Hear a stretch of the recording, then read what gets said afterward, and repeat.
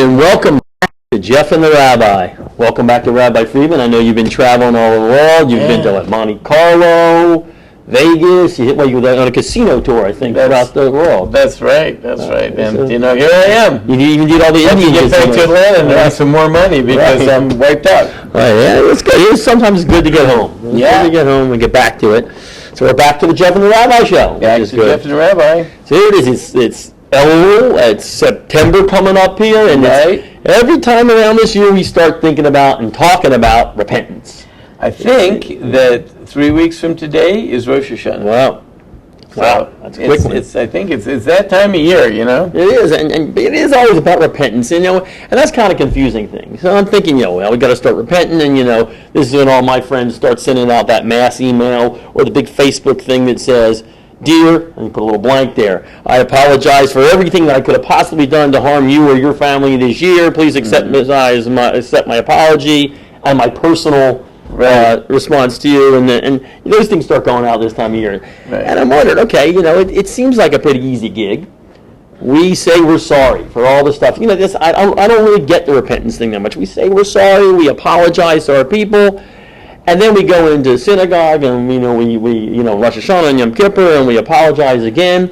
But here's where I get confused. Does God really believe that we're really not going to do this thing again? Because here's the problem. The book that we read last year had the exact same sins on it that we're going to read this year. And the worst thing is, we're going to read it again next year. So when we're apologizing to God, I'm sorry. We already have the book printed. It hasn't changed next year. So God's not really dumb. He knows that we're going to do this again. Right. So my question is, maybe I don't have the whole repentance thing down pretty good. It's not just that I'm sorry. I'm sorry, Rabbi Freeman, the bad things I've said about you when you walk off the show. I'll get you that one there. But I'll probably do it again next year. So I'm a little confused, and I think maybe a lot of people are confused. And maybe that's what's the problem with the whole Rosh Hashanah and Yom Kippur for a lot of Jews is they don't feel that fulfilled because they don't think it's that real. Right. That's right. So what are we missing here? What you're missing is everything. Everything. Basically, that's all. That's the story of my life. Let's go into the next show. Next show, that's it. You're missing everything because the centrality of all things Jewish is in this concept. In Hebrew, repentance is called teshuvah. Right. The root of that is the Hebrew word shin beit, and that means shav, to return, to go back. So it's all about return. It's not really repentance as much as it is return. Now, where are you returning to? So really, what you're doing is returning to, if I could use some maybe even psychobabble words, your primordial self. Wow. You're returning to your essence. What you are originally supposed to be, potentially could be, who you could be, and along the way have gotten way off track and bent out of shape and doing things that you do not necessarily embrace. You've adopted habits, you've gotten involved in modes of action and reaction, surrounded yourself with people, beliefs, all kinds of things. And yes, sometimes you have to ask yourself, is this really the essential me? And one of the biggest things about this essential me thing is that in Judaism, we believe that everyone has a creator. And everybody wants to be in touch with their source. Okay. This is why the adopted kid goes seeking their parents that gave them up for adoption, right? This is why people take trips back to the lands that their ancestors came from. Right. Or people read histories about who they are. This is why people like to do DNA tests and find out, my genealogy. People want to get to their essence of who am I really and become in touch with that. We believe that who you are, of course, is a creature of God. God created you. Okay. God being your source, is a natural yearning within every person to be connected to their source. So sort of like, may the source be with you. That's right. Okay. The truth is, the source is with you. Okay. Right? The question is, do you get it? Do you realize it? Do you perceive it there? Now, and I only really saw the first movie, and that was like so long ago. I can't even. Was a while back. It's going to be really hard for me to use like any relevant Star Wars references here. Right. If I would have practiced, you would have known. I could have like practiced up on it, read up on it. But anyway, if a person is not in touch with their source, then they're always feeling a sense of being sort of ill at ease, right? Like for example, let's say someone would say, what type of person is he? And maybe they give an unflattering description. And if you're that person, you go, well, I'm not really that way, but I learned to be that way. I had to be that way because in my school and the kids and my parents, my home, all this stuff. Everyone is doing all kinds of stuff. Family of origin therapies and, going all the way back to like primal screams and finding out who you are and what you are. No. We believe that the bottom line, all of this is that wherever the causes were, it doesn't really matter. The disease is, the real problem is, disassociation, distance from your Creator. Teshuvah means returning to the Creator.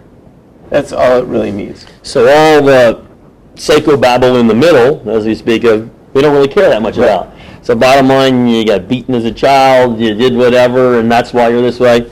I don't care about that.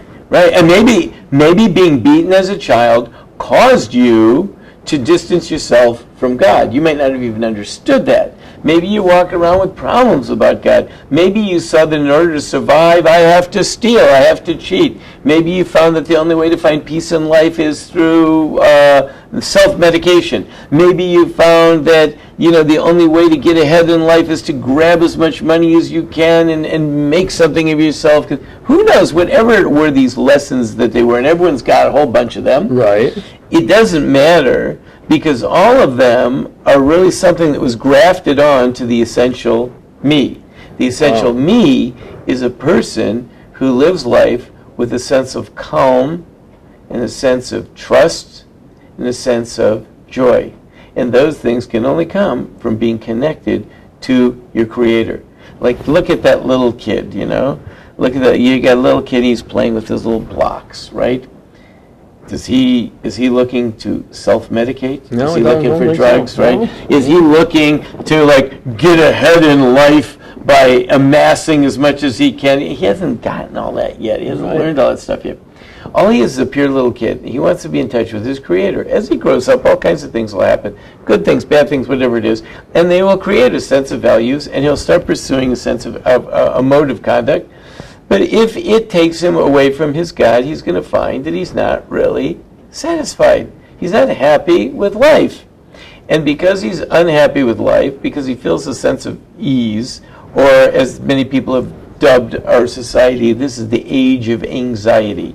Well, we got it. This is such an anxious age. Everyone is, everybody flips open their computer and looks at the news. In the back of their mind, half expecting, is there going to be a huge disaster today? Is something going to happen that's cataclysmic that's going to turn the whole world over? So all that is because we don't feel that we are moving through life in connection with our source. We're disassociated from that. That's what repentance is. What repentance is not is a bunch of time spent feeling remorse and guilt because I did this and I did that, I didn't do this, I didn't do that.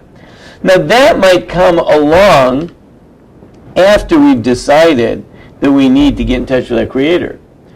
But someone is thinking oh man, I better clean up my act because otherwise God's going to get me. Miss the point. Because even when you've cleaned up your act, if you just did it to please God and you didn't do it to really connect and find who you are as your source in God, you're missing the point. You're not going to be happy, and whatever's going to happen is going to happen. Well, and I guess the million yuan question is, if we're going to use Chinese currency, since that seems to be... I think today it's the 5 million because of the devalued so much. So the 5 Before million, the weekend it was $1 million, but now it's 5 million. the 5 million yuan question would be, Okay, so how do we get in touch with the source? That makes sense what you're saying, okay? Good. But you know what? I'm still anxious. I still don't feel good. So how do I get in touch with my creator? How do I get in touch Right. with So, my so source? really, the first step, of course, is making that decision. Okay. That's making the decision. This is like, I don't feel good. I feel weak. I walk up the stairs. I'm out of breath. It's just every night I wake up in the middle of the night with indigestion. In the morning I'm lethargic. I can't get out of bed and all this stuff. So I got to look at myself and say, hey, you're not taking care of yourself. Right. You're not taking good care of yourself. You got to start looking about how you act, what you're eating, what you're drinking, how much sleep you're getting, all that, the whole thing, right? No, but you don't mean it's about me, do you? Because I'm very sensitive to this, and I might, Right. Well, you're just, getting I'm a little man younger, anorexic, so I don't. Just getting younger and younger Okay, there, so okay. you don't have that problem. Thank you. Now you made me feel better, but go Now, ahead. one day, you decide, I got to do something about myself. Right. Okay. Now, I've got to improve this. Now you're going to sit down and make a decision about how am I going to improve myself? Like, am I going to go to a doctor? Am I going to hire a personal trainer? Am I going to visit a dietitian? Am I going to start walking? I mean, there's a zillion and one things you're going to do, right? I'm going to walk the Appalachian Trail. I don't know. You're going to do something, right? All that is the second step. The first step is you decided I have to do something about myself. Right. Right? Right. Now that makes sense. That is the key. And it's the same thing here. When there has to be a decision made, I want to get back in touch with my primary self. I want to get back in touch with a good person who is not, and we all know, we can all list our nasty traits, right? Who is not that type of guy, who doesn't naturally do that, it doesn't need anger management courses, or isn't sarcastic, or isn't like, or is faithful to his spouse, or whatever it is, Right. Right. I want to be that type of person. I want to be a good person. And that, by the way, is a big challenge. Because some guy might say, I really want to be a faithful spouse. But darn it, I mean, maybe next week, because I got, I'm taking a business trip this week, I'm, whatever it is. I got that. Well, you got to really decide, do you want to do something about it? That is the key, number one, and that is the key, is to embrace that logic that what will make me ultimately healthy is being in touch with my Creator and coming back to my source. Now we can start then taking the next step, which is practically, how do we go about doing that? Right. Step number one, that one you can't skip that first step. Got it. Got to make the decision. Right. Now. If you don't do that first step, I mean, the whole thing is a big waste of time. And by the way, since you mentioned the health stuff, the idea of getting a healthy body and getting healthy relationships is part of ultimate teshuvah. If I'm going to get back in touch with God, Right. and I'm going to find out my primary self, well, I'm going to have a really hard time doing this if I haven't brought my own body under control. And that makes sense. How are you going right. to get up and meet the day and in service and oneness with God if you're hungover? True. It's just True. not going to happen. Well, okay, tomorrow. Tomorrow I'm hungover. How are you going to do this if you don't have any energy because you're not getting the right sleep, or you're eating bad foods, and on and on and on and on. If you might have a medical problem that needs to be addressed, but you haven't, gone to a doctor. So all those things are essential. So actually, deciding to get my physical life under control is part of the teshuvah process. Okay. Secondly, how are you going to get in touch with God and find your true natural self if you haven't found your moral self? And who's your moral self? Someone that conducts themselves with other people and has a harm. Like, I'm getting in touch with God and finding my true self. I'm doing teshuvah. It just so happens, though, that when I get home, there's like so much acrimony and flying dishes and all that. Right. Really distracts me from getting in touch with God because I'm ducking the knives that my wife is throwing at me all the time. You have been to my home then. it's tough. See, and if I'm like everywhere I'm going, I'm like involved with all this office intrigue and acrimony at home and bickering children and friends, and I'm fighting with my neighbors and how are you going to ever even presume to get in touch with your with your essential self if you haven't straightened that stuff out. So that's also part of a tshuva, which is I'm going to start to clean up the way I conduct myself. And there is a lot of Torah advice on that, and there's a lot of general advice on that, just like there's general advice on how to get healthy. Right.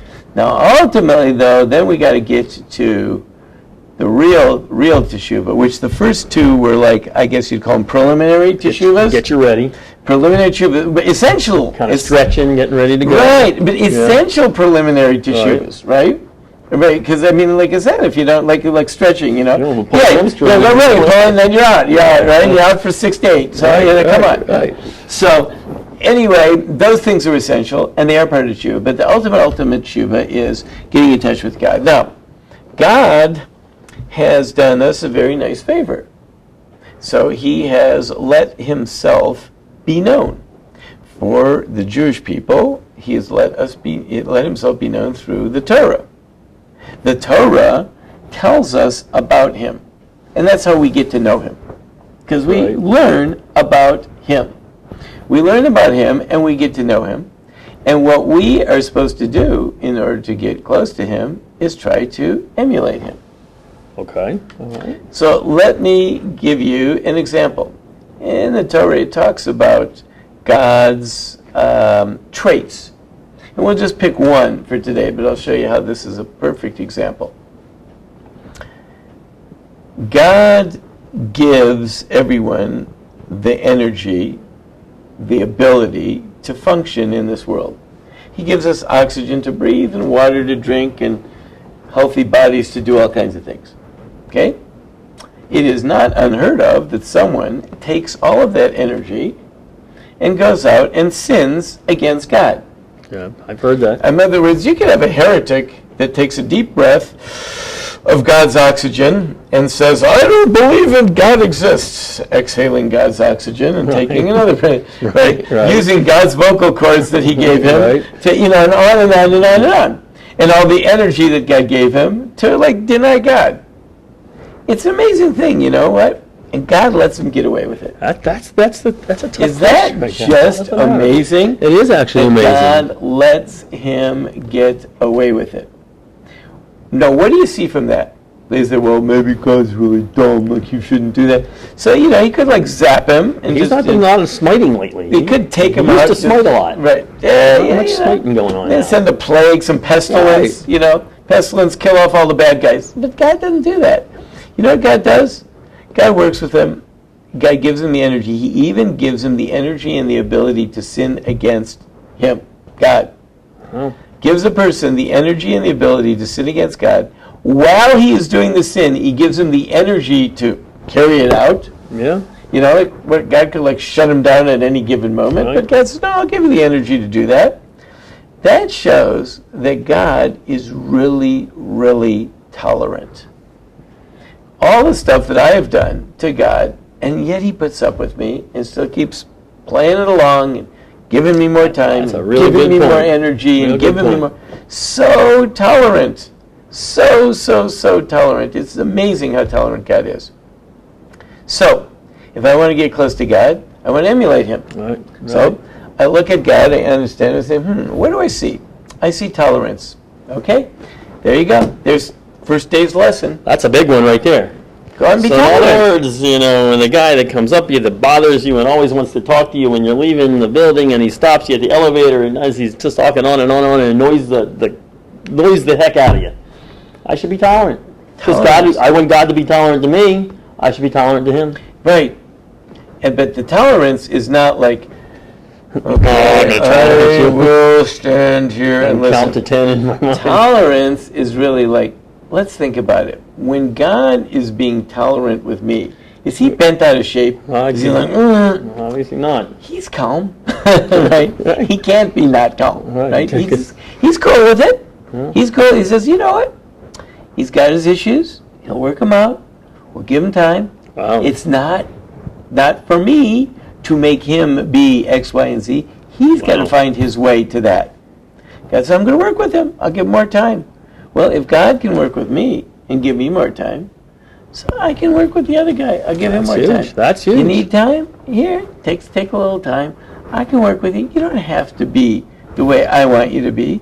You don't have to do what I want you to do. You are you. I'm me. You know what? I got some hang-ups too. I also got some things that bug people, Ask my wife, she'll be glad to tell you right away. I got things that are offensive. He's got things that are offensive. People put up with me, I can put up with him. Mm-hmm. God puts up with me, I can put up with him. God is tolerant and loving. And God sees, you know why I'm putting up with him? Because essentially he's really a good person. I know, I created him. Wow. He is a good person. It's going to take him a while to get there. But he is a good person. If he's evil, okay, maybe he's evil. You can, fight against evil. But most of the time, we don't run into so much evil really in our lives. No. I don't know how many people run into bona fide evil. In the meantime, God's tolerant with me. I can be tolerant with him. And what comes out of this? I develop a sense of calm, equanimity. This is a sense of inner calm. And therefore, I can go about life feeling calm, feeling a sense of joy in today. I can be happy about how I live life. Just from that one trait. So not only are you, just to repeat what you're saying, so not only am I going out and trying to get repentance from God, I'm emulating God, but in the long run, I not only please God, but I please myself. Well, you please your God because you're pleasing yourself. Yeah, now you say like, God wants me to be happy. Hey, this godly stuff is okay. Because I feel like, I'm at peace with God. When I am bent out of shape about the guy that's bending my ear and occupying my time, the problem isn't him. The problem is me. Wow. The problem is I'm not connecting to God right now. If I was connecting to God, I could deal with the guy. I would be comfortable with this guy. I could deal with life. I don't have to get all uptight. So even when that guy comes in and you're waiting for that parking spot and he zooms into your parking spot right there, you're going to just deal with it. Be calm, be tolerant. He was in a rush. And this is a tough thing that, for a lot of people to listen to already. He was in a rush. I'm calm. And guess what? I feel better about that actually now. I'll give you a great example. I am getting on Southwest Airlines. We'll give Southwest a plug, okay? Southwest Airlines. So Southwest Airlines. One up right now. Yeah, right. There you go. Right. Southwest Airlines. See, Rabbi flies it, right? Right. Southwest Airlines. The way they board is they give you a boarding number. Right. Okay. You stand in the line, boarding number, and then you get on the plane. Pick any seat you want. Now, obviously, the sooner you get on the plane, the more seats are available. The later you get on the plane, you only get all those middle seats. Right. Like if you're one of the last, 15, 20 You're in people, trouble. you're going to be sitting in between two big, large people, and you're going to Been there. I've been not fun. No. Anyway, my wife and I are getting on the plane. Right. We've got these two numbers, and they're late numbers because they give you a number according to when you checked in for your flight. Okay. Anyway, we're really late. This is looking really grim. So we get to line up, and let's say I'm number 31 and she's 32. There's a couple standing in front of us, and they're number 33 and 34. But they're in front of us. But they're in front of you. They're in front of me. And I know this is really dicey because there's only going to be if you... I don't have problems with this, but keep going. Okay. So now I start to say to them, I'm a 31 and 32, and, I should be standing in front of you. And they're like, don't worry, we'll plenty, you'll get on the plane. I say, yeah, I know I'll get on the plane, but I want a good seat. I want to get in front of you because I got the number in front of you.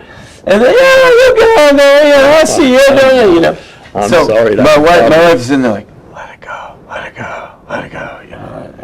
Okay, so, and I'm thinking no, I'm going to get on there because I'm 31 and she's 33 and I'm going to get on there, Anyway, my wife's like, let it go. So anyway, I let it go. If my wife hadn't been there, I don't know what would have happened, but because my wife was there saying, let it go.